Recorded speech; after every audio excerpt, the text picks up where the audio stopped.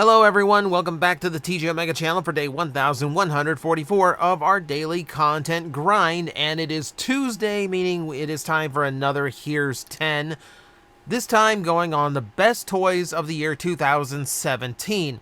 And going into this year, I was actually kind of worried because the main focus of releases was on two toy lines I honestly don't really like, that being The Last Knight and Power of the Primes. Power of the Primes we'll discuss later this week as per a Patreon request. However, for what we've got today, I'm actually kind of surprised because thanks to the collector side of things, we actually have quite a few really good toys to talk about. So despite two toy lines that I don't think did very well, we do have a banger list that is very debatable what goes where. So let's keep in mind it's just my opinion.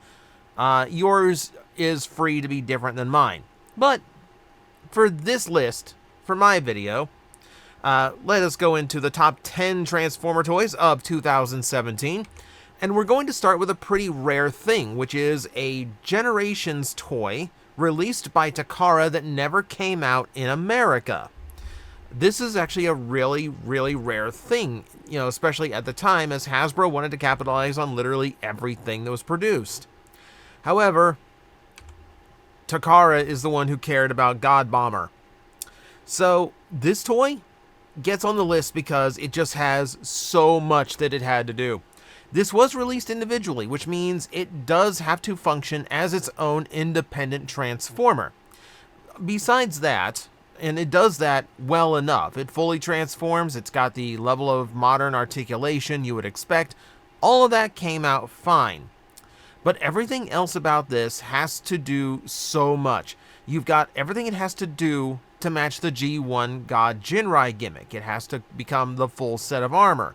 On top of that, it has to have space in the cockpit for 3 Headmaster Juniors, if you have them. But even then, it does even more because it's part of the Titan's Return play pattern, as part of the Legends line in Japan at the time. So he has to have Titan Master compatibility for his head. He has to have spots for Titan Masters to play on in his vehicle mode. They've included a base mode, so he has even more that Titan Masters can do alongside him. It's a lot. It's a lot to ask of a single toy. And if it stood better as an independent toy all on its own, he'd be way higher on the list because of all the things he has to accomplish.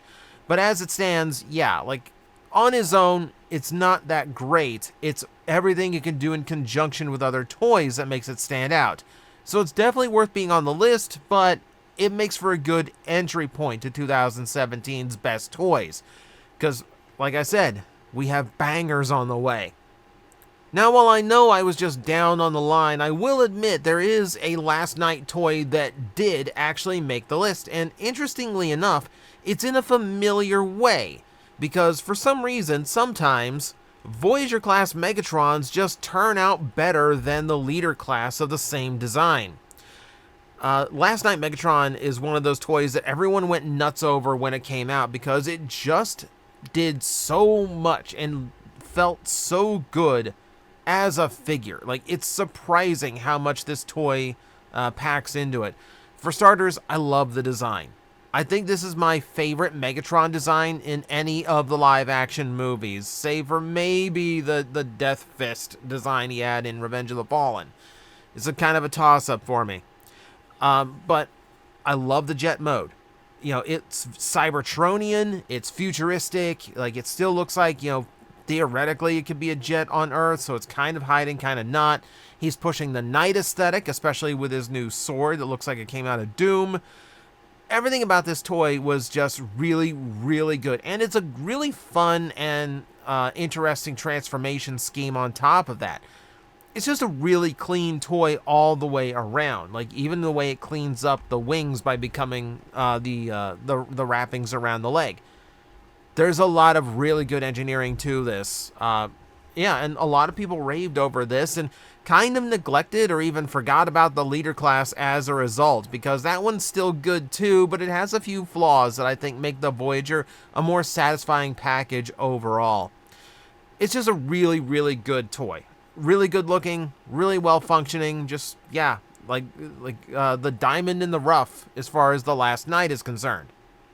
Here we have to put in the obligatory bang for your buck reminder, as that is the scale for these lists based, how much you paid versus what you expect to get for that money, and how good, and how much better than that it ended up being. In that regard, Cheetor was about what I expected for the money I paid, but it is doing things exceptionally well. It's one of those toys that does what it needs to do, and it's not excelling, but what it needs to do is also very complicated. He does look very accurate to his model from the cartoon in robot mode, and yeah, the cheetah mode does look as close as they could get it. The facial expressions and the shapes around the face especially look spot on. That's a pun, I apologize, to how he did in animation. And I like little details like the fact that his cheetah spots are actually pixelated, so they actually match the textures from the 98 or 96 cartoon. Obviously, because it's trying to get a robot into a completely organic shape, it's not going to be perfect. We do see little bits hanging out in the sides. We see the robot mode legs on the back and all that. You're not going to be able to avoid that with some of these Beast Wars designs, and we kind of knew that thanks to Dinobot, but getting him down to smaller scales, getting to like where most of the Beast cast is size-wise, I think this showed how good they could still be, even if they're going to be just a little bit flawed. It still strikes one of the best Cheetor toys we ever got. Great in robot mode, has the accessories that I would want him to have, even alternate head for the cheetah mode. There's a lot going on and a lot to really like about this toy. So yeah, he's going to make the list. Maybe not a banger for how much I spent, but the things it's doing are really, really good. Here's a toy I would put much higher on the list, but I do try to be a little bit objective when it comes to these things and not just put all my personal favorites at the top. I'm genuinely trying to deduce what the best toy of every year is without letting my personal biases get in the way. Otherwise, we wouldn't be talking about Titan's Return Top Spin right now. I love this toy. And I love this toy in a way I never really expected to. Topspin's such a minor character.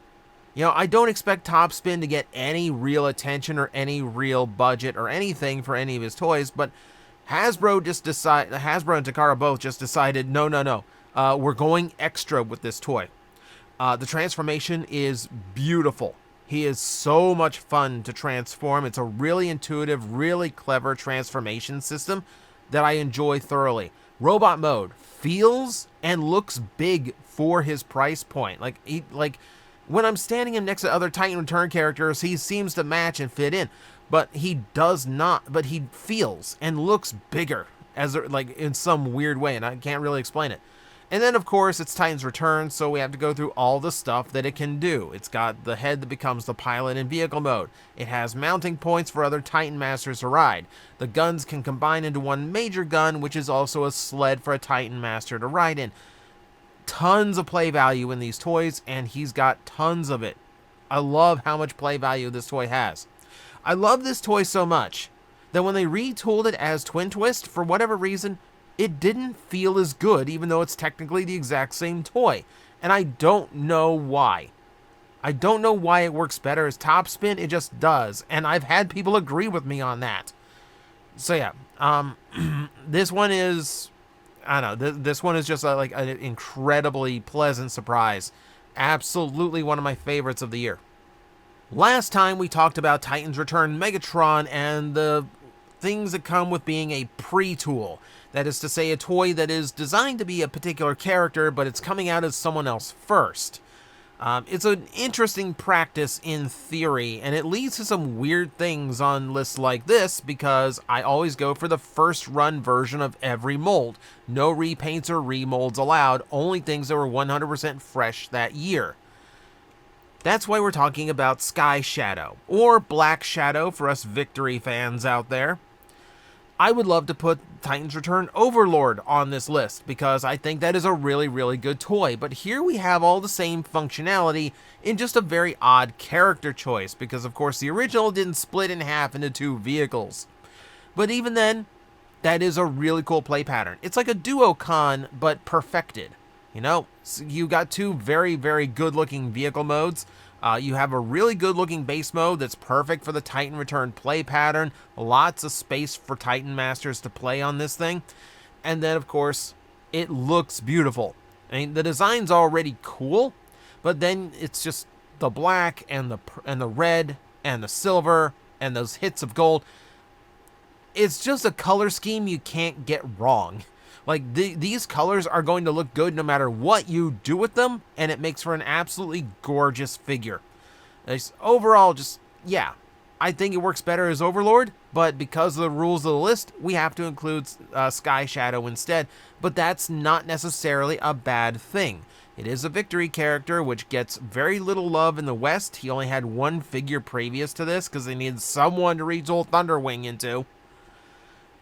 But for what it is, absolutely great toy. Does a lot of fun. Yeah, just a lot of play value packed into it. This one's going to end up being divisive, but hear me out. I think a lot of people did not give this toy the credit it deserves, especially in 2017 when it first came out. Let us discuss this Rodimus Prime from Power of the Primes. I know a lot of people were on it because, yes, there are some obvious flaws. He does have kibble hanging off his arms and back. He does have limited shoulder range because of how his combination gimmick is engineered. We're going to look past that, and we're going to focus on what makes the toy really, really good and what makes it fun. For starters, one of the best hot rods we ever got. It's using some fake parts to get there, but it's a very clean, very good-looking take on Hot Rod. To that point, way better than we had ever gotten previously. The toy solves one of the biggest complaints everyone has about Rodimus Prime. Look at the Commander they did in Kingdom and tell me everyone's complaint. It was the fact the trailer barely did anything for the price point. Well, here you have the trailer actually getting to do something, giving Hot Rod essentially a super mode into Rodimus Prime. And I'm thrilled that the two look so different from each other. You can tell that it's a bigger, more powerful version of Hot Rod rather than how the Masterpiece toy did it, which is just extending some limbs. Overall, I think this toy does a lot, which makes it a lot of fun. There's a lot of play value in it, and I do think it fixes some of the core problems that the Rodimus Prime design has in general. Yes, it does come with a few flaws. Yes, it could technically be done better, but I don't think the toy was given the fair shake that it deserved back then. I still really like this figure for how much it brings to the table and how much of the Rodimus Prime problem it solves. And really, people, I think, were just way too negative about this one. By now, we pretty much expected all of the Masterpiece cars to be pretty much bangers every time they came out. When Trax had some very obvious flaws to him, but was still a really good toy, you pretty much knew any time they did a standard Autobot car, you were in for something great. Sunstreaker, no exception. He does have a lot of panels folded up onto a backpack, and I don't think there's any way to avoid that. Remember, the chest on his robot mode is completely fake because there's no way to get that scrunched up cartoon accurate version of his chest to come out of the actual windshields of the Lamborghini. There's just no way to do that. So we're going to forgive it for another reason too, but let's talk the fact that proportionally he looks fantastic. Articulation-wise, he's got a lot more than we expected the toy to have.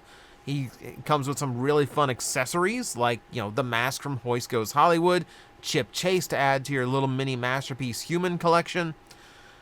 What's really impressive about this toy is for as good as the articulation is, and for as good as the overall look of the toy is, the vehicle mode does something we didn't expect, and I think shocked everyone when we found out what it could do. You see the standard, accurate version of Sunstreaker's vehicle mode there with the souped-up engine in the back, you know, the custom Lamborghini design. However, all of that can transform away. None of that is attached parts. None of that is actually like kibble.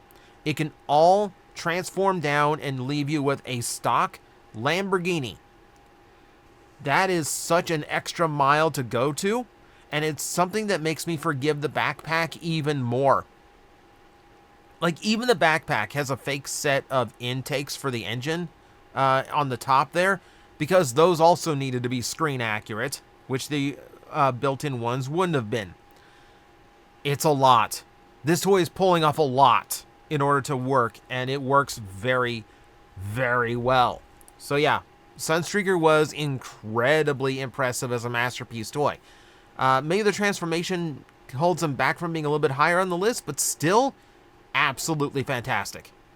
It's high time to put a Titan on this list, and the Titan for 2017 is one of my favorites, and in fact, one of the few Titans I have paid full price to get. Let's discuss Trypticon, shall we? So first off, this thing looks amazing. It just straight up looks absolutely amazing. It's exactly how I would want a modern, updated Trypticon toy to look. Everything I wanted is there. The base mode does look really, really good. It comes out at the perfect time, as we have a lot of small size Transformers to play around on a big base mode, so that works great. The artillery platform works great. That looks good as well. The T-Rex mode, that is a really, really good looking Godzilla knockoff. It's fantastic. And then we get into the other tricks that are really interesting about the toy. Number one, the toy has a built-in esophagus. It's designed to swallow Titan Masters, which is a hysterical gimmick to incorporate into a giant Titan. And then you've got Full Tilt mounted on the chest, and Full Tilt himself is actually a really good toy all on his own. Surprisingly so. The only thing you are missing here is going to be Brunt, which of course came out later. But beyond that, everything I wanted out of this Trypticon was there, you know? He's just spot on. If we could get a Metroplex that's the same height as him, I think I'd be even happier. But for now, I will accept the giant Saurian on his own. Absolutely fantastic Titan. Because I try to be objective, sometimes toys I don't necessarily like end up on this list, and sometimes they end up very high because I have to award technical accomplishment to the list. So let us talk about a toy I never want to transform again, but will acknowledge it's exceptionally good. Masterpiece Megatron 2.0. So yes, it looks spot on to the animation model. It looks absolutely fantastic, exactly how I would want a Megatron toy to look. Yes, he turns into a realistic gun, and this one's actually small enough you might actually have a chance of holding it, despite how thick the handle is, because, you know, all the transformation has to go somewhere. The only reason I wouldn't be a big fan of the toy is because the transformation is so complicated. It's so complex, and the toy is painted head to toe in order to get that matte gray look correct. So that means it is susceptible to scratching as well. You have to be very careful when transforming it, which means you could be in for like the better part of an hour making sure this gets from one mode to another. Not my idea of fun. However, I will acknowledge the technical accomplishment from Hasbro and Takara, really. To actually make this happen and to make it look and function as well as it does. And then you've got all the accessories I could want. You've got his sword, you've got his mace with multiple chains, multiple faces, key to Vector Sigma, control helmet, battle damage parts for the 86 movie, the gun that killed Optimus Prime that ends up in all of these big Megatron releases. It's just a masterpiece at a technical level. Like, the engineering to actually make this happen and to make both modes look as good as they do, absolutely insane. This was Takara working extra hard and putting in their absolute best effort, and it really pays off. That said, my favorite thing, and the most important thing to me when we're talking about any toy, is play pattern and just fun with messing with it. And for that, there's only one toy that can top the list, and it's oddly current, strangely enough. Evolution Optimus Prime is not only the first time we got to see an animation-accurate Orion Pax, but it's also the first time in a long time that an Optimus Prime was able to enjoy some level of super mode functionality, which again handles the whole "the trailer's just an empty box" thing. Keep in mind, this was the first time we'd had a full trailer for Optimus Prime in a long time. Like, this was a very rare thing in the 2010s. You know, in the truck mode, I will admit, a little bit rough. I actually think the repaints have actually did a better job of like smoothing all that out. But that said, the toy is fun. The transformations on it are fun. The super mode combination gimmick is a lot of fun. It's designed by the same guy who did G1 Star Saber. I might be a little bit biased. And then it's got the functionality that I really, really like. Like the Matrix is actually in the chest, unlike Rodimus, where it's somewhere in his belly and you have to like dismantle him to get to it. You know, he's got, you know, Orion packs. I like the fact that they split the guns so Orion could use them. And overall, just good articulation, good look, good solid feel to the toy. So much to do with it and so much play value. This toy is strangely relevant again because Target actually released a reissue of it to coincide with Transformers 1. And it works. It still holds up as a really, really good toy. And the fact that it's sold out so easily at Target, I think really does speak just how good this toy still is, even after, you know, 7 years have passed. Absolutely phenomenal figure, and one of my absolute favorites from 2017, no matter which version of it you ended up with. So, I have to give the #1 spot to the Evolution Optimus Prime toy. Congrats. Well earned. But as I said, this is all subjective. This is all my opinion. You are free to disagree with me in the comments below as long as you keep it civil, because it's always interesting to see what other people thought the best toys were, because it's different for everybody. So with that, that is another year, you know, down the drain. We look forward to 2018 next week. So thank you everyone for watching, and as always, I will see you next time.